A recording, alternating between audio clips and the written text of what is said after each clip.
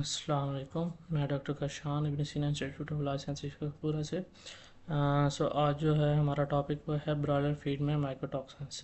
ٹھیک ہے، مائکروٹاکسنز جو ہیں وہ مینلی جو ہے وہ ایسے ٹاکسنز ہوتے ہیں جو فنگس سے بیسیکلی فنجائے جو ہوتا ہے فنگس پھپھوندی، وہ جب کسی بھی خوراک کو لگے تو وہ اس کے بعد ٹاکسنز ریلیز کرتی ہے جو جسم کے لیے بہت زیادہ نقصان دہ ہوتے ہیں. ان کا ہم جو ہے مائکروٹاکسنز کہتے ہیں. تو آج ہم پڑھیں گے کہ برائلر فیڈ میں کون کون سے مائکروٹاکسنز آ سکتے ہیں.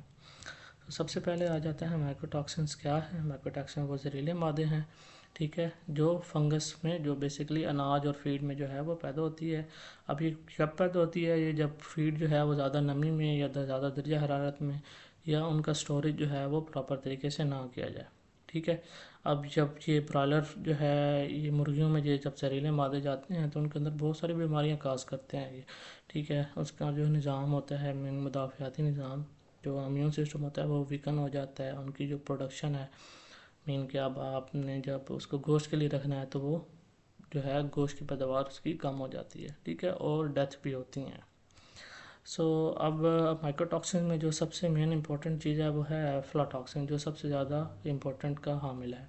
ٹھیک ہے، اب یہ جو ہے سب سے زیادہ پایا جاتا ہے وہ ہے مکئی کے اندر. مکئی اس کا مین سورس ہے، اس کے علاوہ سویابین میل، مونگ پھلی اور دیگر اناج میں بھی پایا جاتا ہے.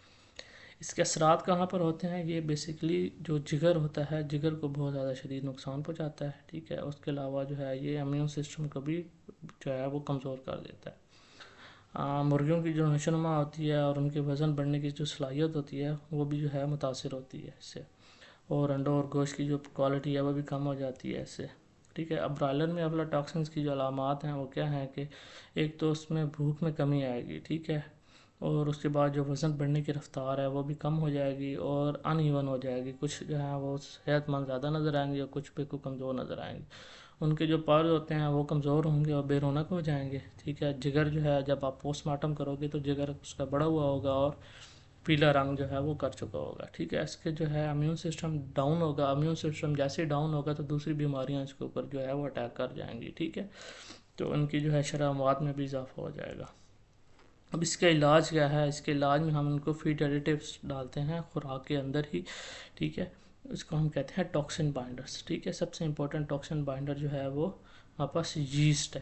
Yeast toxin binder. ٹھیک ہے، وہ کیا کرتا ہے کہ وہ اس ٹاکسن کو بائنڈ کر لیتا ہے اور پیشاب کے ذریعے نکال دیتا ہے، خون میں شامل نہیں ہونے دیتا. ٹھیک ہے، اب اس کے علاوہ ہم کیا کریں گے؟ وٹامن اور سپلیمنٹس دیں گے. خصوصی جو ہے ہم وٹامن ای اور سیلینیم جو ہے وہ دیں گے کیونکہ وہ جگر کی جو صحت ہے اس کے لیے بہتر ہے.